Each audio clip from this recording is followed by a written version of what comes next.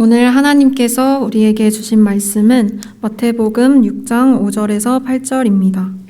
제 성경으로는 신약성경 8페이지에 있습니다.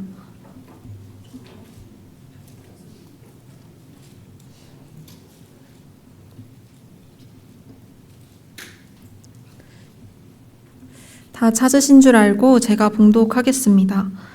또 너희는 기도할 때에 외식하는 자와 같이 하지 말라. 그들은 사람에게 보이려고 회당과 큰 거리 어귀에 서서 기도하기를 좋아하느니라.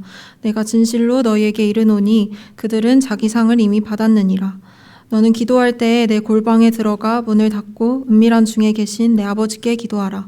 은밀한 중에 보시는 내 아버지께서 갚으시리라. 또 기도할 때에 이방인과 같이 중언부언하지 말라. 그들은 말을 많이 하여야 들으실 줄 생각하느니라. 그러므로 그들을 본받지 말라. 구하기 전에 너희에게 있어야 할 것을 하나님 너희 아버지께서 아시느니라. 주님의 말씀입니다. 이민교회에 감사한 것도 많지만 이제 어려운 것 중에 하나가 교회에 사실은 예수님 믿는 분만 다닌 게 아니라 또 큰 교회 같은 경우는 큰 교회 가서 사업 하나 해볼까, 사람들 좀 만나볼까. 그래서 이제 교회에 여러 부류가 섞이기 때문에 참 어려운 것 같습니다. 그러면서 제가 자주 말씀드리고 우리 전도사님들 우리 최전영 성경 공부에도 아마 계속 강조되는 것 같은데요. 저희가 자칫 잘못하면은 이 교회나 이렇게 다니면서 종교 생활하기 쉽다는 것이죠. 너무너무 사실은 캐톨릭에 의해서 지난 1000년간 이 기독교가 카톨릭이 종교화 됐기 때문에 종교개혁도 일어난 것이고요. 사실은 종교개혁이 일어났지만 또 우리의 죄성이 있기 때문에 이 기독교가 또 종교화되는 그런 역사의 어두움도 있었습니다. 뭐 다른 건 차치하고요. 저희 개인적으로 사실은 잘못하면은 이 신앙생활과 종교생활이 비슷한 것 같지만요. 되게 겉에는 비슷하거든요. 근데 본질적으로 다른 것이죠. 그럼 기도하고 바라기는 14주년 맞이하면서 혹시나 우리 자신이 종교생활을 하고 있지는 않은지. 저는 목사고요. 또 선교단체 간사지만 저는 종교를 너무너무 싫어합니다. 그래서 이런 얘기를 자주 하고 다니는데 그래서 학생들이 이제 그 의미를 잘 모르면 그 교회는 왜 섬기고 선교단체 왜 섬기냐고 하는데 종교가 아니라고 생각하기 때문에 이것을 하고 있는 것이죠. 한 분 한 분 정말 오늘 예배 통해서 정말 하나님이 진짜 하나님이신지 아니면 우리가 만들어 놓은 어떤 그런 종교적인 하나님을 우리가 만들어 놓고 종교 생활을 하고 있지 않은지 돌아보는 그리고 교회를 오래 다니셨건 안 다니셨건 상관없이 바로 오늘 여기가 중요한 시간입니다. 오늘 그 주님과의 동행이 시작될 수도 있는 것입니다. 아멘요. 오늘 14주년 하나님께 감사하면서 다시 한번 저희 삶을 돌아보기 원하고 특별히 요즘에 제가 성도님들 또 요청에 의해서 신방도 하고 지난주에 우리 양욱님 예집사님 댁에서도 또 교제하고 어제는 우리 성민 형제 우리 다민 형제랑 또 직장생활 얘기도 들으면서 많이 저도 이제 사회에서 어떻게 살고 있는지 배우고 있는데 배우기도 하고 또 어떤 고민이 있는지 듣고 있는데요. 감사한 것은 종교생활 하지 않으려고 정말 노력하고 계시는 그 노력을 보게 되었습니다. 그래서 너무너무 감사하고 특별히 오늘 그 앞에 거룩 8장을 한 이유는 우리 양성도님이 작년에 제가 선교 갔을 때 최장로님이 그 예배 인도하실 때 그 8장을 부르는데 하나님의 임재를 경험하시고 너무 좋았다고. 근데 오늘 또 거룩 하시는데 눈물이 글썽이시면서 주님과 이렇게 교감하는 걸 보면서 정말 신앙생활 하시는 분이라는 너무너무 격려가 되고 또 감사가 됐습니다. 우리 양욱 성도님처럼 한 분 한 분 직분에 상관없이 신앙 연륜에 교회를 얼마나 다녔냐에 상관없이 뭐 교회를 가끔 다닐 수도 있고요. 뭐 계속 나온 다양한 배경이 있지만 오늘 이 예배를 통해 종교가 끝나고 어떤 분에게는 그리고 신앙생활 한 분들은 더 깊이 있게 주님과 동행하는 놀라운 또 다른 그런 시작점이 되기를 주님의 이름으로 간절히 축원드립니다. 관련해서 종교생활이 아니라 신앙생활을 하길 원하시는 분이 하나님이시죠. 저희가 종교생활할 때 제일 당황하는 분이 바로 성경에 계시된 하나님입니다. 나는 인격적인 교제를 원하는데 적지 않은 사람들이 좀 무리해서 얘기하면 90% 가까운 어떤 목사님은 어떤 신학자들은 90% 가까운 사람들이 아마 종교생활을 하고 있지 않은가라고 할 정도로 진짜 심각하게 기독교 종교 생활, 불교나 이슬람교나 유대교나 그 하나의 종파로서 종교 생활을 하고 있는 너무너무 안타까운, 교회에 왔다 갔다 하지만 실제 삶은 종교 생활하는 사람이 너무 많은 그런 현실을 보게 되고, 그래서 어떤 신학자들 또 어떤 목사님들은 진짜 이 복음이 다시 한번 선포되어야 될 것이 세상 밖이 아니라 바로 이 교회 안이다 라는 말을 할 정도로 그렇게 위기가 있는 것 같습니다. 관련해서 하나님은 저희들과 교제하길 원하시고, 저희와 동행하길 원하시고, 저희가 복 주길 원하시고, 저희를 사랑하는 것을 누구보다 저희가 경험하길 원하시고, 저희가 육신의 아버지 어머니, 또 제가 이제 키우는 자녀들, 또 손주도 있는 계신 분도 계신데요. 정말 차라리 내가 아팠으면 좋겠고 내가 더 줬으면 좋겠고, 이게 하나님의 어떤 성경에 계시던 하나님의 그 마음의 일부라는 것이죠. 오늘 그 하나님을 깊이 다시 한번 만나는 시간 됐으면 좋겠고요. 그와 관련해서 하나님이 계속 말씀드리지만 이 복 주길, 저희가 복을 받길 원하는 것보다 정말 복을 더 주길 원하신다는 것입니다. 아멘요? 하나님이 저희가 정말 복을, 그러나 이제 그 복의 성질은 좀 다르지만요. 그러나 그 복이 어떤 마음에 그런 복에 국한되지 않습니다. 실제적인 복들도 하나님 주시길 원하신다는 것이죠. 그 중에 하나가, 하나님이 정말 복으로 주신 것 중에 하나가 여러분 기도입니다. 기도요. 종교 생활로 가면요, 기도처럼 힘든 게 없습니다. 그죠? 만약에 하나님과 관계 속에 우리가 종교적인 하나님을 따르면요, 기도처럼 따분하고요, 재미없고요, 기도처럼 힘들고요, 기도처럼 봐도 되는 게 없습니다. 그러나 정말 이 하나님을, 종교적인 하나님이 아닌 성경에 계시는 하나님으로 제가 믿고 따르고 교제하고 있다면 기도만큼 사실은 달콤하고, 기도만큼 기다려지고, 기도만큼 사모되고, 하지 말라고 해도 하게 되는 것이 바로 기도라는 것이죠. 어떻게 하면 저희가 이 기도에 관하여 이 복 주기를 원하시고, 그래서 그 복을 받고 누리고 나누는, 저희에게 필요하고 하나님은 너무너무 원하시는, 기도가 그냥 어떤 막연한 신, 이슬람 교도들이 하루에 이렇게 방향 향해서 5번인가요? 깔고 막 공항에서도 하고 막 하잖아요. 그 열성은 정말 대단합니다. 어떤 면에서 배울 필요가 있는 것이죠. 그러나 거기에 치명적인 약점이 있는 것입니다. 이슬람의 하나님, 기독교의 하나님 같은 분일까요? 다른 분일까요? 쉽게 답하기 쉽지 않죠. 큰 차이가 있습니다. 설교 말미에 다시 한번 언급하도록 하겠습니다. 어떻게 하면 기도에 관하여 우리에게 복 주시기를 원하시는 하나님께 진짜 복을 받고, 더 나아가 복을 누리며 또 나누며 살 수 있을까요? 질문을 바꿔볼까요? 기도가 어떤 종교적인, 꼭 해야 되는, 정말 하기 싫은, 진짜 또 기도해야 되는가 아닌, 정말 하고 싶고, 더 하고 싶고, 그리고 모여서 기도하고 혼자 기도하고, 정말 기도가 진짜 어떻게 하면 저에게 복으로 와닿을 수 있을까? 이 고민을 가지고, 질문을 가지고 오늘의 본문 안으로 들어가 보길 원합니다. 5절 우리 성경자매가 성경을 아주 잘 읽어줬는데요. 저희도 우리가 성경을 한번 읽어보도록 하겠습니다. 5절 같이 한번 읽어보실까요? 시작. 또 너희는 기도할 때에 외식하는 자와 같이 하지 말라. 그들은 사람에게 보이려고 회당과 큰 거리 어귀에 서서 기도하기를 좋아하느니라. 내가 진실로 너희에게 이르노니 그들은 자기 상을 이미 받았느니라. 아멘. 성경이 읽다가 좀 어려운 이유는, 그래서 성경이 어려운 이유 중에 하나는요, 성경에 그 쓰여진 누가 말했고 그 당시 배경이 뭐였고 그 당시 상황이 무엇인지 잘 모를 때 사실은 저한테 잘 와닿지 않은 것이죠. 특별히 레이기 같은 거 계속 규빗 나오면요, 거기서 끝납니다. 그죠? 그래서 성경 진짜 읽고 싶은데 결심했는데 규빗 만나면 쉽지 않은 것이죠.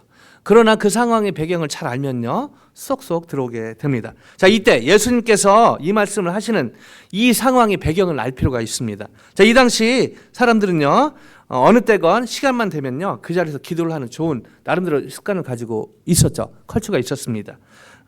근데 그들이 갖고 있는 어떤 그 유대인들의 어떤 그런 룰 중에 하나가요, 소리 내서 기도하지 않으면 기도라고 인정하지 않았습니다. 그래서 소리를 내야 된다라는 나름대로 자신들 율법이 있었던 것이죠. 그리고 기도를 방해받지 않기 위해서 누구나 할 수 있도록 기도하는 자세를, 이 자세도 되게 중요시 여겼습니다. 이 당시에요. 이런 배경에서 예수님이요 이렇게 말씀하신 거죠. 너희가 기도할 때 외식하는 자와 같이 하지 말라라고 말씀하신 것입니다. 자, 그리고 그들의 그런 룰이 있다 보니까 어떻게 기도하죠? 이 뒤에 나오죠. 그들은 사람에게 보이려고 회당과 큰 거리 여기에 서서 기도하기를 좋아하느니라. 그래서 어떻게 하면 보여질까? 어떻게 하면 사람들 앞에서, 사람들 많이 모인 곳에서, 여기에 나오는 회당과 큰 거리 어기가 바로 사람들이 보기에 딱 좋은 곳입니다. 예수님이 전곡을 찌른 말씀을 하신 것이죠. 자, 이러면서 이것은 이제 예수님 지적하셨는데요. 또 이 당시 유대인들은요 하루에 3번 회당에 올라가 기도하는 습관이 있었습니다. 그 자체가 나쁜 것은 아니었죠, 사실. 그리고 외출 중에 기도할 시간이 맞게 되면요 길가에 서서 기도하는 그런 열성도 보였습니다. 어떤 면에서 그 자체가 나쁘다고 볼 수는 없는 것이죠. 그러나 의도는 순수했지만 시간이 흐르면서 그런 의도는 쫙 빠지고 그 겉에만 남게 되는 이런 안타까운 상황이 바로 이 산상선, 예수님이 산상선을 말씀하실 때 배경이었다는 것입니다. 자, 탈무드에요 극단적인 바리새인들, 이 기도와 관련해서뿐 아니라 7가지 형태가 기록이 되어 있는데요. 그 탈무드에 언급된 콜러의 극단주의자인 바리새인의 7가지 형태. 첫째, 1번 어깨 바리새인이 있습니다. 어깨 바리새인. 어깨에 훈장을 단 것 같이 사람들 앞에서 선행을 과시하는 바리새인들을 묘사한 어깨 바리새인요. 두 번째 잠시 기다려 바리새인이 있습니다. 그가 선행을 해가기 전에 사람들에게 잠시 기다려 요청하는, 좀 더 모이거나 좀 더 이렇게 좀 차야 선행을 하는. 자, 그 다음에 세 번째, 아마 제가 설교 중에 몇 번 말씀드린 적이 있는데요. Bleeding Pharisees, bruised Pharisees. 한국말로 하면 멍든 상처형 유월절형 바리새인입니다. 간음하지 말라고 했으니까 여인을 보지 않으려고 눈을 감고 이렇게 다니다가 벽에 부딪혀갖고 피가 나는 것이죠. 그래서 뭐 의도는 좋죠. 이렇게 눈으로 간음 안 하려고 막 이렇게 하는데 눈 감고 다니다가 특별히 사람이 많은 곳에 다니다가 부딪혀갖고 피 흘리는. 그래서 bleeding Pharisees, 바리새인들을 가장 잘 표현한 것이요 피 흘리는 바리새인입니다. 근데 그 피가 뭐 희생의 그런 게 아니라 이렇게 막 의도는 좋았지만 이렇게 눈 감고 다니다가 사람들이 있는 곳에서 벽에 부딪혀갖고 피 나가지고 이런 바리새인이 있는 것이죠. 그 다음에 곱사등형 바리새인, 이렇게 허리가 깍듯이 굽혀 이런 적인데요. 겸손한 척하는 바리새인을 의미합니다. 그리고 다섯 번째, 영혼이 새는 바리새인. 여러분 캐시 셀 때 영혼이 새는 바리새인 뭐죠? 자신의 선행을 항상 세고 다니는 것이죠. 항상 내가 한 일, 내가 잘한 일, 내가 섬긴 일, 내가 항상 새는 바리새인. 이 5가지는요 유대교 바리새인들의 전형적인 특징의 모습입니다. 그리고 6번, 7번 여긴 좀 좋은 쪽인데요. 하나님을 경외하는 바리새인, 뭐 욕과 같은 그런 의로운 자도 있었고요. 7번에 하나님을 사랑하는 천생형 바리새인, 뭐 아브라함과 같은 이런 어떤 좋은 쪽의 바리새인도 있는데, 이런 바리새인의 특징은 모두 그리스도인의 신앙을 받아들인 유대인을 6, 7번은 좀 긍정적으로 표현했는데 극단적이지만 이쪽은 좀 좋고요. 1번에서 5번은 아주 외식에 가득 찬 바리새인을 의미를 합니다. 자, 이런 배경에서 예수님은 이 1번에서 5번의 형태, 외식하는, 겉으로 보이기 위해서 사람에게 보이려고 기도하는 사람들에 대해서 비판하면서 끝에 이렇게 말씀하시죠. 그들은 자기 상을 이미 받았느니라. 이미 사람들에게 영광을 받았기 때문에 내가 줄 상은 없다. 이거를 돌려서 이렇게 말씀하신 것이죠. 네 상은 다 받았네. 사람들이 다 알아주네. 오케이. 인정한 게 아니라 이게 풍자적으로 예수님이 또 비판을 하신 것입니다. 자, 그래서 이 예수님의 이 오늘 본문을 오해해서요, 어떤 분들 역사적으로 보면요, 아예 그냥 이렇게 오늘 박순영 선생님 기도 너무 잘해주셨는데, 하나님 앞에 잘해주셨는데 이렇게 공적으로 기도하는 걸 폐지하는 그런 역사적인 흔적도 있습니다. 오해해서 그런 것이죠. 그러나 오늘 본문에서는 예수님이 공적으로 기도하는 게 나쁘다라고 말씀하신 건 아닙니다. 초대교회도 그것을 오해하지는 않았는데요. 이렇게 이제 하나님이 예수님이 비판하면서 기도에 대해서 이렇게 얘기하시면서 이 상황을 얘기하시면서 기도에 대해서 크게 세 가지를 가르쳐 주십니다. 자, 첫 번째 내용이 바로 6절에 나오는데요. 6절 같이 한번 같이 읽어보십니다. 6절입니다. 시작. 너는 기도할 때에 내 골방에 들어가 문을 닫고 은밀한 중에 계신 내 아버지께 기도하라. 은밀한 중에 보시는 내 아버지께서 갚으시리라. 오케이. 첫 번째 가르쳐 주신 거 은밀하게입니다. 은밀하게 기도하라. 한마디로 이 원어를 연구해 보면요. 은밀하게 세상 모든 것과 단절하고 오직 하나님과만 은밀한 대화를 나눌 수 있는 공간. 그냥 골방 또 밀실 뭐 이렇게 표현이 될 수 있는 것이죠. 하나님과 독대할 수 있는 그것을 말하고 있습니다. 그래서 첫 번째 예수님이 회당과 큰 거리에서 사람들에게 보이려고 기도하는 그 사람들을 향해서 골방 은밀하게 기도하라고 가르쳐 주신 것입니다. 자, 그리고 두 번째 가르침이 7절에 있는데요. 7절 한번 가보실까요? 7절입니다. 시작. 또 기도할 때에 이방인과 같이 중언부언하지 말라. 그들은 말을 많이 하여야 들으실 줄 생각하느니라. 자, 두 번째는요. 중언부언하지 말라라는 말입니다. 자, 중언부언 사자 한자 같기도 하고 이거 중언부언 많이 쓰고 하는 말인데 정확한 의미 사실은 파악하기 쉽지 않은데요. 여기에 신약성경에요. 딱 한 번 나옵니다. 헬라어로 발타로게세테라는 단어인데요. 이 어원 역시 분명하지는 않습니다. 그래서 어떤 학자들은 말더듬인 바투스라는 사람의 이름에서 유래됐다고 보기도 하고요. 또 어떤 학자들은 장황하고 반복적인 시를 읊는 사람의 이름에서 나왔을 것이다 추측을 합니다.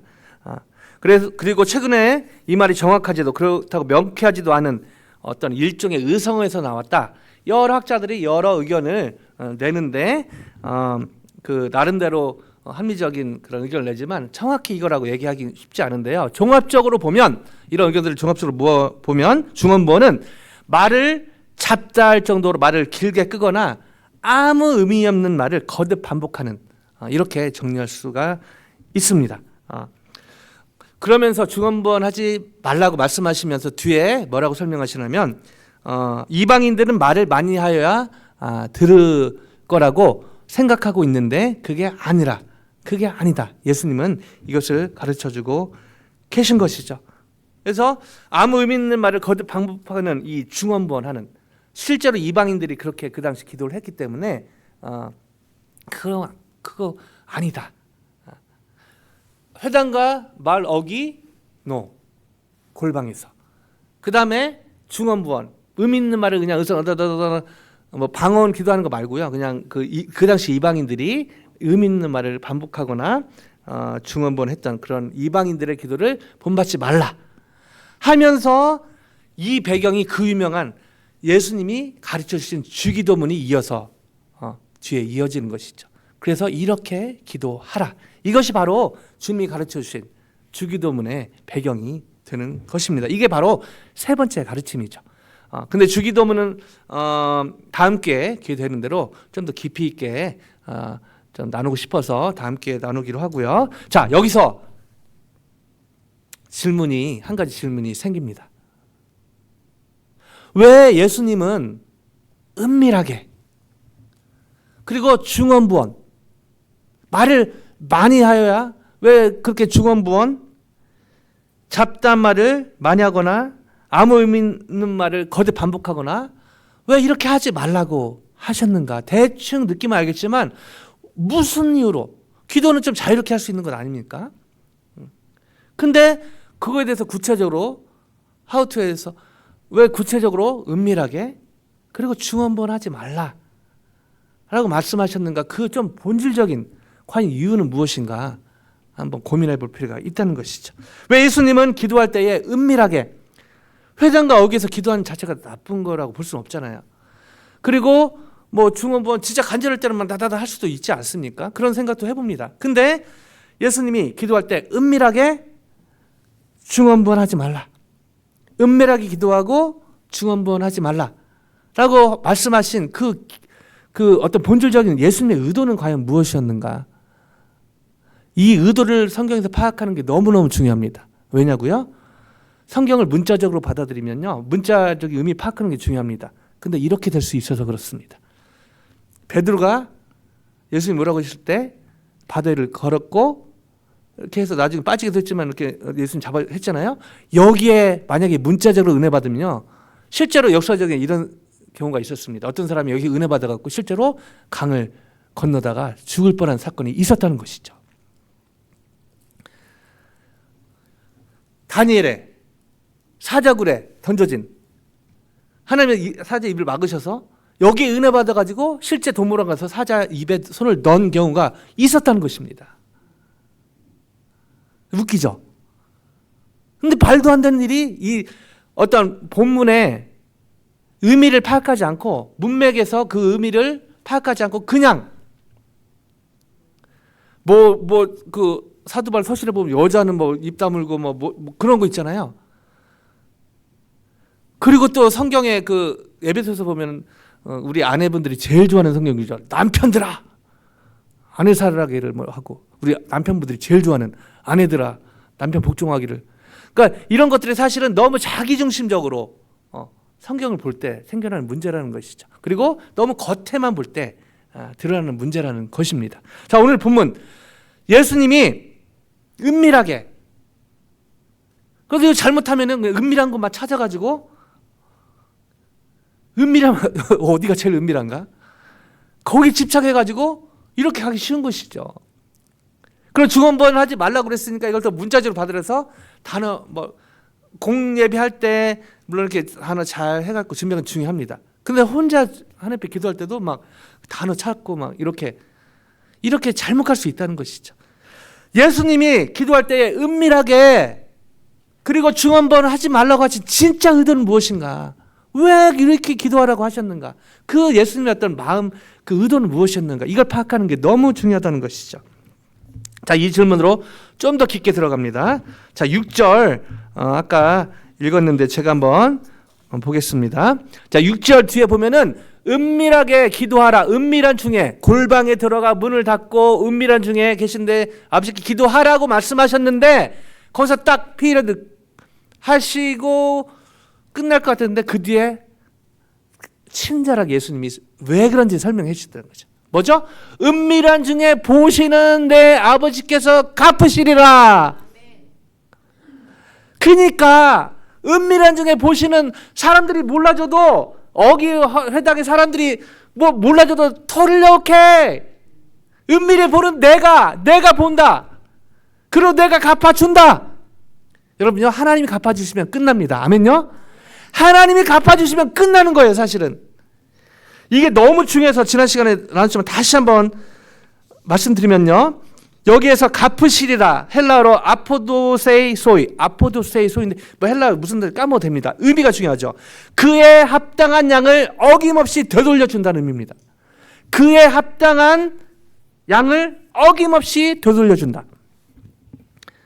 그래서 죽으면 천국하고, 아니요, 여러분 예수 믿으면 천국은 이미 시작된 것입니다. 아멘요? 천국은 옛날엔 천국은 죽으면 천국 간다 어떤 장소 개념이었지만, 그거는 신학이 개발되기 전이고요. 신학이 개발되면서 성경적으로 천국은 하나님과 동행하는, 하나님의 임재가 있는, 바로 저희 마음 안에 예수님의 그런 통치가 있으면요, 여기가 천국이 되는 것입니다. 아멘요? 여러분 가정에 예수님이 주인으로 자정하시면 여러분의 가정이 천국이 되는 것입니다. 아멘요? 저희 교회가 하나님 기뻐하시는 교회, 하나님 주인 되신 교회가 진짜로 주님 안에 성령 인도하심 따라 돼 가면 어느 누구가 와도 바로 이곳이, 바로 now and here, 여기가 바로 지금 여기가 그 주님과 동행하는 천국이 되는 것입니다. 아멘요? 그 하나님이요, 은밀히 보시는 하나님이 갚으시리라. 구체적인 뭘 갚으신다 내용은 안 나와 있는데요, 앞뒤 전으로 보면요, 이 주님 천국 가장 큰 축복이죠. 이거는 기본값으로 가는 겁니다. 그리고 현세, 지금 여기에서 구체적인 하늘의 기쁨, 원숙한 인격의 완성, 그리고 실제적인 보상, 여러분, 하나님은 그냥 영적인 분이시기 때문에 그냥 영적으로 막 축복하실 것 같은데 그렇지 않습니다. 하나님은요, 구체적으로 실제적으로 갚으시는 하나님이십니다. 아멘요? 주님과 동행하다 보면요, 이거를 깊이 여러분 공감하시게 될 것입니다. 그러니까 갚아주신다. 즉 실제적으로 보상 내가 할 거기 때문에 내세와 내세에서 실제적으로 내가 페이백 할 거기 때문에 은밀히 기도해도 된다. 나한테 사람에게 보이려고 기도하는 건 아무 의미가 없다. 그 말은요, 오늘 박순정 권사님이 성도들 앞에서 기도했는데 이 의미가 없다가 아닙니다. 같이 공적으로 기도하지만 하나님 앞에서 기도하는 것이죠. 기도는 하나님께 하는 것입니다. 아멘요? 공적으로 기도할 때는 대표성을 띠고 하나님께 기도하는 것이죠. 실제적으로 현세와 내세에서 하늘의 기쁨, 원숙한 인격의 완성, 그리고 실제적인 보상, 하나님 내가 갚을 것이다. 이걸 근거로 은밀히 기도하라.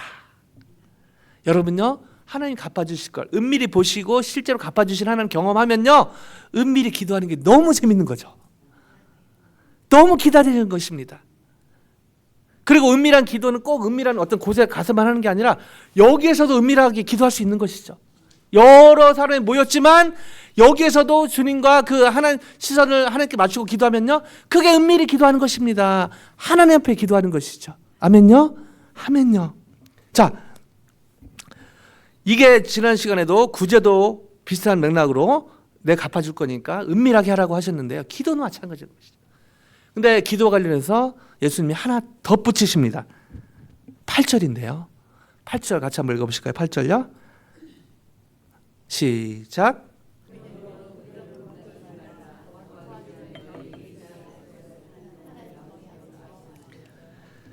자, 여기서 지금 하나님 덧붙인 게 뭐죠? 너희에게 구하기 전에 그 중언부언 하지 말고 딱 끝난 게 아니라 왜 그런지 설명을 해주신 게 너무 친절한 우리 예수님. 8절에 그러므로 그들을 본받지 말라, 이방인을 본받지 말라. 왜? Why? 구하기 전에 너에게 있어야 할 것을, 너희가 필요한 것을 하나님 너희 아버지께서 오이덴, 이렇게 나옵니다. 오이덴 뭐죠? 히브리어로 하면 야다, 이런 느낌이죠. 부부가 서로 아는, 단순히 헤드날리지가 아니라 부부가 서로 아는, 정서적으로 알고 생각적으로 알고 깊이 있게 주님 안에서 성적으로 정서적으로 인격적으로 복합적인 종합적인 헤드날리지가 아니라 아는 것, 전인격적으로 아는 것을 얘기하는 것이죠. 하나님이 저와 여러분이 필요한 것을 전인격적으로 아신다. 바로 오이덴, 이 의미라는 것입니다. 즉 하나님은 이전부터 그 간구하는 자의, 기도하는 자의 삶에 깊이 개입해 오셨다. 잘 알고 계신다. 필요를 익히 잘 알고 계신다. 그래서 하나님은 당신의 자녀들과 인격적인 대화를 원하시고, 또한 그 신뢰를 바탕으로 해서 자녀들의 필요를 다 이미 아시고 그걸 구하는 과정 속에서 인격적인 교제를 원하신다는 것이죠. 정리하면요, 이방인들은 많은 기도와 많은 노력과 뭔가 공적을 쌓고 기도를 막 금식을 이만큼 쌓고 해야 겨우 들어줄까 말까 하는 어떤 종교적인 신에게, 이렇게 우리가 믿는 하나님, 성경에 계시던 하나님이 그런 하나님이 아니라는 것입니다. 그 사람들이 복과 손을 구다사이 이방인들이 이렇게 기도하는데 하나님을 믿는다고는 사람들이요 비슷하게 그렇게 기도한다는 것이죠. 하나님은 저희와 인격적인 교제를 원하시는데 인격적인 교제를 가지고 깊은 대화를 나누면서 이미 저희 필요를 알고 계시고, 사실 저희보다 더 잘 알죠. 저희 자녀 키워봐서, 손주 키워봐서 더 아시지 않습니까? 자녀들 필요 더 잘 알 때가 많지 않습니까? 그리고 주길 원하시고요. 하나님이 바로 그런 분이시라는 것이죠. 그럼에도 불구하고 아시지만 간구하라. 교제하기 원하신다는 것입니다. 하나님은 말씀 통해서 말씀하시고 성령 충만한 주위 분들을 통해서 말씀하시고, 그리고 자녀와 대화하기 원하시고, 그리고 사실은 여러 이유 중에 하나가 저희가 구하지 않으면요, 하나님이 그 자녀들을 손주 비슷하지 않습니까? 저희가 알아서 다 해주면요, 자녀들이 모를 때가 많아요. 그죠? 저희가 생활하고 직장 생활하고 이렇게 살다 보면은 사업이 잘 돼서 직장이 나한테 월급을 주네. 뭐 어떤 사업체가 나한테 월급을 주네. 저희가 그렇게 살다 보면 어떻게 생각이 빠지죠? 결국 내가 열심히 해서 하다 보니까 내가 돈을 벌었네. 월급을 탔네. 뭐 세상 사람들이 그렇게 생각할 수 있지만 이 하나님을 믿는 사람들이 어떻게 착각이 되냐면요, 우리에게 일용할 양식을 주옵시고, 결국 그 직장을 인도하신 분도 하나님이고, 결국 그 사업체를 인도하신 분도 하나님이고, 이거를 어느 순간부터 까맣게 된다는 것이죠. 나중에 주기도문 할 때 얘기하겠지만, 왜 하나님이 예수님이 그 거룩한 기도에 하늘나라 기도하게 하시고 오늘날 일용할 양식을 주옵시고라고 기도하라고 했을까요? 여러 이유가 있지만요, 이 진짜 공급하시는 분은 지금 여기에서 오늘 now and here 미국에서 지금 이렇게 살게 하신 분은 하나님이다. 하나님이 필요를 채워주셨다. 기독교인의 가장 위험한 것 중에 하나, 바로 이걸 까먹게 된다는 것이죠. 말은 찬양하고 은혜 얘기하고 고백하고 지금 이제 안정되고 살면서 감사하지만 정말 위험한 것 중에 하나는 지금 여기까지 인도하신 분이 하나님이라는 걸 까먹게 된다는 것이죠.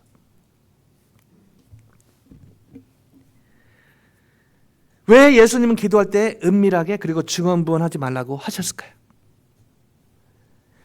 은밀한 중에, 정리합니다. 은밀한 중에 보시는 인격적인 하나님께서 이미 기도하는 자들의 필요를 아시고 계시고 또한 갚아주실 것이기 때문입니다. 다시요.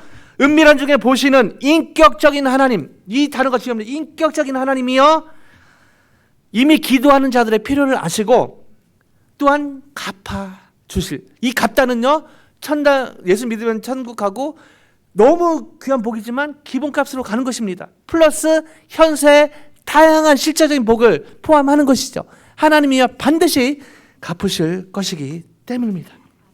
그래서 저희는 서두의 질문도 답도 찾게 됩니다. 어떻게 기도에 관하여 우리에게 복 주시기를 원하시는 하나님께 진짜 복을 받고 더 나아가 복을 나누며 살 수 있을까요? 은밀한 중에 계시면서 구하기 전에 저희 필요를 이미 아시고 갚아주시는 인격적인 하나님을 저희가 인식하고 기도할 때 저희는 하나님 주신 복을 열매로 누리고요, 자연스럽게 나누게 될 줄로 믿습니다. 이처럼 은밀한 중에 계시면서 구하기 전에 저희 필요를 이미 아시고 갚아주시는 인격적인 하나님을 인식하고 기도하는 삶을 살 때 하나님은 너무너무 기뻐하시고요, 더 나아가 이런 사람들을 통해 하나님 나라 회복과 확장에 이런 사람들이 쓰임받는 놀라운 열매를 맺게 될 줄로 확신합니다. 이것을 너무 잘 알았던 사도 바울은요, 이런 권면을 했는데요. 빌립보서 4장 6절 7절인데요. 같이 한번 읽으십니다. 시작. 아무것도 염려하지 말고 다만 모든 일에 기도와 간구로 너희 구할 것을 감사함으로 하나님께 아뢰라. 그리하면 모든 지각에 뛰어난 하나님의 평강이 그리스도 예수 안에서 너희 마음과 생각을 지키시리라. 하나님 관계 아주 깊이 있게 인격적인 관계를 가졌던 사도 바울은요, 너무너무 기가 막힌 권면을 합니다.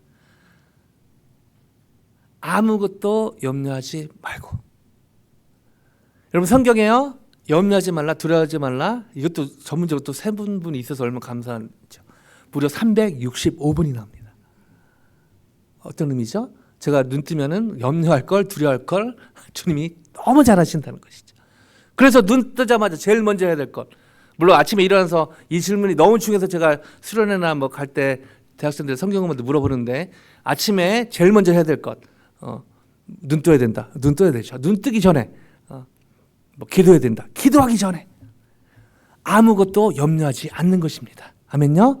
여러분 오늘 예배 드리고 그 축하 공연하고 돌아가시는 일에 제일 먼저 해야 될 것, 기도 중요하고요, 차 타는 거 중요하지만 그 직전에 해야 될 것, 아무것도 염려하지 않는 것입니다. 아멘요. 근데 쉽게 안 되죠. 그래서 뒤에 아무것도 염려하지 말고 다만 모든 일에 기도와 간구로 너희 구할 것을 감사함으로 하나님께 아뢰는 게 필요한 것입니다. 왜요? 7절 때문에 그렇습니다. 7절. 그럴 때 모든 지각에 뛰어난 하나님의 평강이 그리스도 예수 안에서 너희 마음과 생각을 지키시리라. 여러분 정말 염려가 있고 걱정이 되고 정말 누가 싫고 막 그럴 때 잘 때 염려 안 해야지 안 미워야지 하면은 마음이 가라앉습니까? 더 화나죠. 더 열받죠. 그죠? 더 기도 안 됩니다. 하나님이 그리스도 예수 안에서 마음과 생각을 지켜주셔야 가능한 것이죠. 이것도 인격적인 거죠. 하나님 지켜주실 테니까 먼저 아무것도 염려하지 않도록 결심하고 기도와 간구로 감사함으로 아뢰고, 이게 인격적인 관계의 교제. 아이들이 어렸을 때는 막 퍼주지만요, 애가 자라면서 서로 교제하는, 그리고 딸 가지신 분들의 그 축복 중에 하나는 딸이 가면서 친구처럼 되지 않습니까? 대화가 되니까요. 그런 것과 비슷한 부분이 있는 것이죠. 주님께서 저희와 대화하시고 깊이 있게. 어렸을 때는 주님의 뜻이 무엇인지 간구하지만요, 영적으로 커가면서 주님 저는 이렇게 생각하는데 주님 어떻게 생각하세요? 이런 대화가 가능한 것입니다. 그것을요 주님이 너무 기뻐하시는 것이죠. 왜냐하면 하나님이 저희를 로봇으로 만들지 않았기 때문입니다. 서두로 돌아가세요. 이슬람에서 말하는 하나님과 저희가 믿는 하나님이 같은 분일까요? 다른 분일까요? 언뜻 보면 그냥 하나님 떠 계시고 비슷한 분이라 생각하는데, 이슬람들이 믿는 하나님은 코란에 근거한 하나님인데요, 저희가 믿는 하나님은 성경에 근거한 하나님이죠. 비슷한 그냥 하나님 것으로 착각하기 쉬운데요, 결정적인 차이가 있습니다. 코란에 말하는 이슬람의 하나님은 인격적인 교제가 없습니다. 5번에 그냥 막연한 어떤 신에 대해서 어떤 시간 돼서 기도를 하지만, 막연한 신에 대한, 코란에서 말하는 그 신에 대한 무지막지한 무시무시한 신에게 그냥 이렇게 하는 것이죠. 그러나 저희가 믿는 성경의 하나님은 어떤 하나님입니까?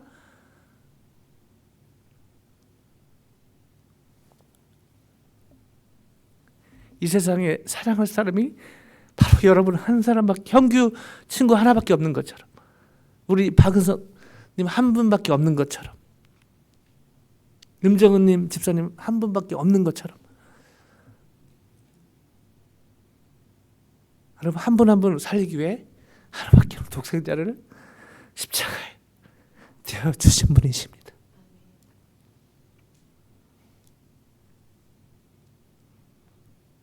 제가 아들 둘, 딸 하나 있지 않습니까? 비슷하게 아들 둘, 딸 하나 있던 어떤 사모님이 계셨습니다.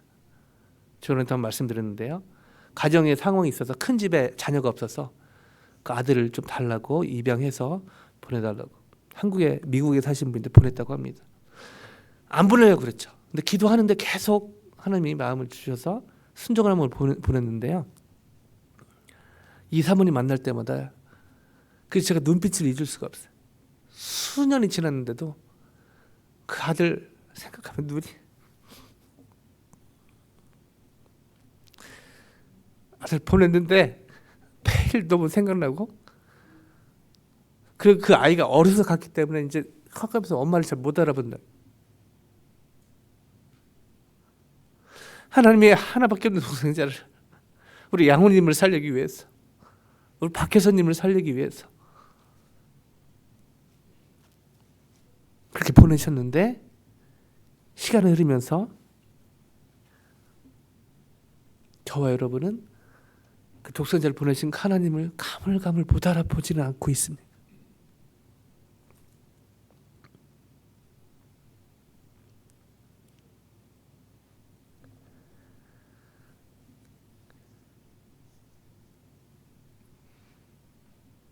오늘 예수님이 은밀하게 기도하면서 제시해 주신 골방은, 기도하면서 묵상하면서 깨닫게 되는 것은, 여러분 다락방도 안방도 여러분 어떤 교회 한 구석도 아니고 바로 저와 여러분의 마음인 것 같습니다.